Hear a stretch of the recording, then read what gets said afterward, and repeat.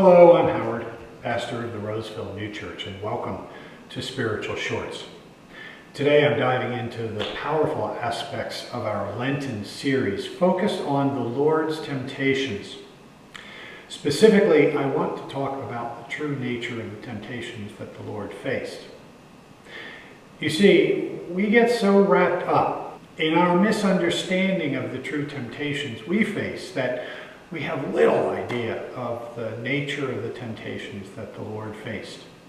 One thing that became clear to me this week in my study was the idea that the devil wasn't really trying to tempt the Lord in the way we might think. Instead, it was about showing the Lord the seemingly hopelessness, this hopeless state of the human race. Last week, we unpacked the temptations of turning stone into bread. On the surface, this might seem like a simple test of power. But deeper down, it was an attack on the Lord's ruling love for humanity. The devil was not simply challenging the Lord to perform a miracle, which clearly he could have done, but the devil was challenging the Lord to turn the stony hearts of people into hearts of love and goodness. To force the stony hearts of people into hearts of goodness. And the important takeaway from last week was the truth that love cannot be compelled. Forcing humanity to love, represented by turning the stones into bread, would have destroyed the very essence of love, destroyed the human race, and even destroyed heaven itself. This first temptation following the Lord's baptism was a direct challenge to his divinity and to his mission to save humanity. It set the stage for the next temptations, which revolve around the love of self and the love of the world, fundamental obstacles to any of us experiencing divine love and salvation. Reading of the second temptation from Matthew chapter 4. Then the devil took him into the holy city, Jerusalem, to the highest point of the temple, and he said, "If you are the Son of God, jump off. For the scriptures say, he will order his angels to protect you, and they will hold you up with their hands and won't even hurt your foot on a stone." Jesus responded, "The scriptures also say, you must not test the Lord your God." In the literal understanding of the story, it seems that the devil is tempting the Lord to prove his divinity and his power over humanity.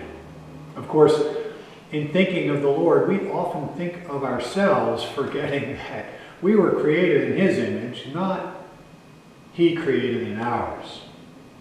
What the devil was really doing was trying to convince the Lord that saving humanity was a lost cause, given the pervasive nature of the love of self and worldliness. This wasn't about convincing the Lord to adopt these evil loves, which obviously he's the Lord, he can't truly be tempted. Rather, it was about showing him how deep and widespread the love of self and the love of the world were among people. And this, the devil would have been hoping would lead the Lord to discouragement and belief that the human race was, quite frankly, beyond saving. For us, however, recognizing these loves within us offers us a clearer path to overcoming them. I use the example of the confirmation bias, a predisposition to believing what we want to believe. Now, in its general sense, that's what it is, but there are multiple types of confirmation bias. I could perform a study as a scientist and I could recognize that, I know I want this result, but that I have to put that aside and I have to accept the result that I get. All the while, getting a result that I expect because of other studies that have showed the same thing. Now, both of those are examples of confirmation bias, but if I'm unaware of the second kind, I might fall prey to that. And this is in the same way we understand the many ways that we're prone to self-love, understanding how this self-love can manifest itself in many different ways in our lives. We can more easily guard against it when we understand the way it works. This awareness is the first step in our spiritual journey towards becoming more loving and useful individuals.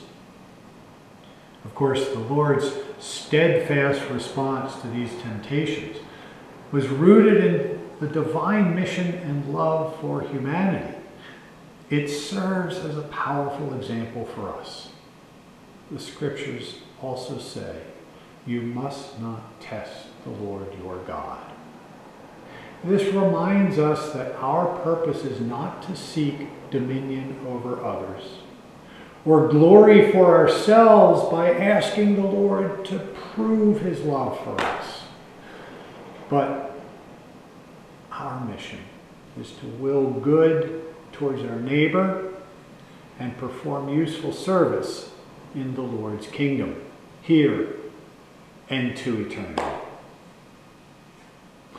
As we continue this Lenten journey, let's reflect on the Lord's unwavering commitment to humanity's salvation and consider our own paths in light of his teachings.